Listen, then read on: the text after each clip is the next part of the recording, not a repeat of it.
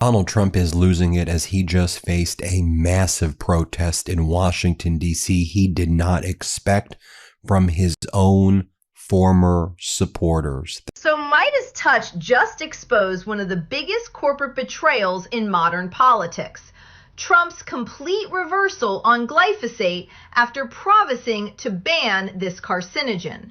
We're covering the unprecedented bipartisan protest, Supreme Court corruption, and how even MAGA supporters are revolting. Let's break this down. The MAHA contingent, the Make America Healthy Again crew, lots of them were Obama supporters previously, then they shifted to RFK Jr., then were moved into kind of the Trump MAGA MAHA world. They launched a massive protest yesterday in Washington, D.C., while there was a Supreme Court case where the company Bayer, which acquired Monsanto, was seeking immunity from the United States Supreme Court for Roundup, which is the kind of brand name for glyphosate, the herbicide which has been linked to lots of different cancers, especially non-Hodgkin's lymphoma and other very serious ailments. This political journey is fascinating. These aren't traditional partisans. They started with Obama's health focus, moved to RFK Jr.'s environmental advocacy, then trusted Trump's promises.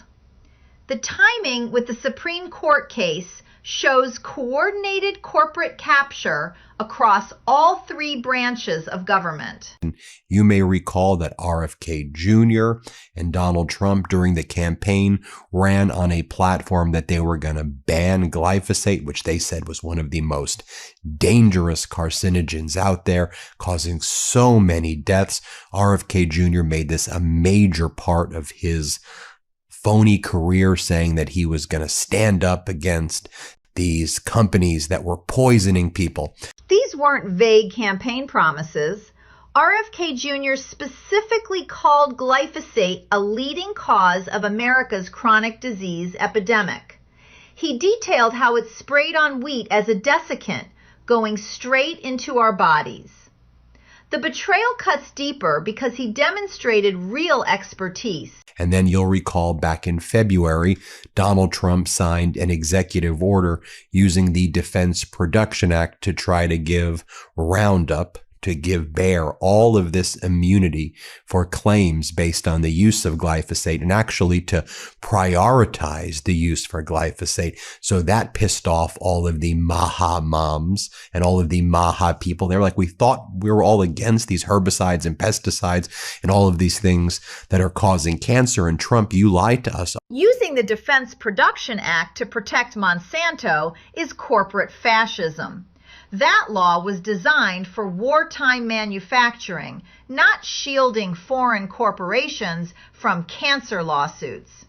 These parents trusted Trump to protect their children, and he literally prioritized corporate profits over their lives. But then the Trump regime also submitted what's called an amicus brief, or a Friends of the Court brief, to the United States Supreme Court, where yesterday there was oral arguments and a very big Supreme Court case that could also give Bayer a huge amount of immunity under a federal statute called the Fungicide and Rodenticide Act, the FIFRA, and Monsanto, which is now owned by Bayer, was arguing to the Supreme Court that there's something called federal preemption, where because they claim that they comply with federal warnings, they don't have to comply with state failure to warn rules and laws.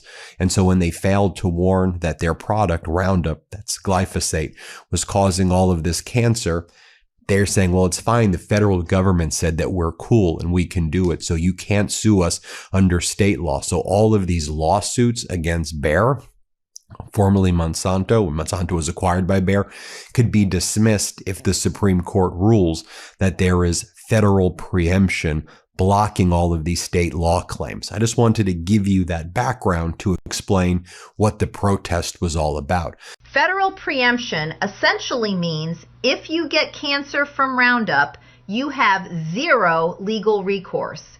Bayer would be completely immune from state lawsuits even when they failed to warn about known cancer risks. The Trump administration is actively helping create this legal immunity. So you had all of these former Trump supporters, right? The MAHA moms, as they were called, and the other MAHA people, by the way, joined by Democrats. MAHA Democrats and some Republicans as well, like Thomas Massie, also MAGA Republican former Congresswoman, or former MAGA Republican Congresswoman. Marjorie Taylor Greene was out there. She wasn't there. She was there digitally. She was saying Trump turned his back on MAHA by signing an executive order to protect glyphosate. But it's actually more than that. He also submitted the amicus brief to the Supreme Court for federal preemption to block state failure to warn laws to hold Bayer, previously Monsanto, account. When even Marjorie Taylor Greene opposes Trump on health issues, you know something's fundamentally broken. Health transcends partisan politics. Parents don't care about party labels when their kids are getting poisoned. This bipartisan coalition proves corporate capture affects everyone. He posts, the herbicide glyphosate is one of the likely culprits in America's chronic disease epidemic, much more widely used here than in Europe. Shockingly, much of our exposure comes from its use as a desiccant on wheat, not as an herbicide. From there, it goes straight into our bodies. My USDA will ban that practice. That's what he was running for president. My USDA will ban that practice. Dude, you not only did not ban the practice, you and Trump have done executive orders to increase the practice, to promote it even more, to basically call glyphosate a necessity for American agriculture in general, and to encourage more of it, to encourage more cancer. It's not like you didn't even block it, you're promoting it. So that's what this protest was all about. Kennedy wasn't just informed, he was obsessively detailed about glyphosate's dangers, especially the desiccant use on wheat. The complete reversal from banning to actively promoting shows how quickly corporate capture can flip even the most committed advocates when power is involved. Right now, inside that building, Monsanto Bayer will be arguing for the right to poison us and not be held accountable. Let me say that again. They want to give us cancer and get away with it. We are here to make sure that does not happen. And we are not going to leave here quietly. You're going to hear from farmers, scientists, lawmakers, and health leaders from across the country. We have all come here to take a stand. We see exactly what's happening, and we're done pretending this is normal. And let's be very clear. You cannot claim to care about health while protecting poison. Bami Hari perfectly captures the absurdity. While protesters demand accountability outside, Trump's lawyers are inside the Supreme Court helping Monsanto escape justice. The Eat Real Food While Protecting Poison line exposes the complete hypocrisy of the MAHA movement under Trump. We are asking one simple question. Why does Bayer deserve protection, but American families and farmers don't? A country that can't protect its children from corporate poison is not a free country, it's a captured one. In the land of the free, we're told that we have choices about our health, which doctor to see, which sunscreen to buy, and even whether or not to vaccinate. But when it comes to carcinogenic pesticides, the government tells us you don't have a choice. You will eat it, you will drink it, you will breathe it. Even Charlie Kirk's Turning Point USA joining this protest shows how Trump lost his base on health issues. The corporate capture analysis is spot on. We're told we have healthcare choices, but forced to consume carcinogens. That's not freedom. That's corporate authoritarianism. We're here at the U.S. Supreme Court today because if we're going to make America healthy again, we have to take on the corporations making us sick. And so we're here today rallying with farmers, community members, mothers, advocates who are saying that this is about the people versus the poison. Today at the Supreme Court, Bayer Monsanto, a foreign chemical corporation, is trying to get immunity in this case of Monsanto v. Darnell, immunity when our farmers and people get sick from their pesticides. They tried to push this through at the state level. We fought it in Tennessee. House Bill 809 were able to defeat it this session. And so now they've sent armies of lawyers and lobbyists here at the Supreme Court and also across the street at the U.S. Congress trying to either get this immunity provision put into the Farm Bill, the National Farm Bill, or to get immunity at the Supreme Court today. This is not about left versus right, but it's about right versus wrong. We must not allow them to poison our people, to poison our constitutional right, to sue them when people get sick, to poison this nation all for profit. Again, this is not about left versus right, but this is about choosing the people over the profits of these foreign chemical corporations, and we must stand together. The people versus poison framing is perfect political messaging. Note how he emphasizes Bayer as a foreign corporation. This isn't American agriculture, it's German chemical giants capturing our regulators. The army of lawyers and lobbyists shows the scale of corporate influence. Americans are under attack. There are four fronts to this war with the German company. They're attacking our executive branch, our legislative branch at the state level, our legislative branch here in Washington, D.C., and the courts. And what do they want? They want get-out-of-court-free cards. We're not going to give it to them. Was the EPA established to protect the environment and the people? Or was it established to protect foreign corporations when they harm the environment and the people? Listen, we are under attack on all of these fronts. My colleague Shelley Pingree and I are working in the House of Representatives on one front. We've offered legislation called the No Immunity for Glyphosate Act. But it shouldn't even be necessary. We haven't repealed the 10th Amendment. We haven't repealed the 7th Amendment, your right to a jury trial. We haven't repealed the First Amendment, the right of people to say what's in a product. These things have not been repealed, but we're in jeopardy today. Those amendments to the Constitution, those three elements of the Bill of Rights are in jeopardy here. Is the Supreme Court today, are they going to gag state judges? Are they going to disband state juries? Are they going to shutter the state courts where justice should be served?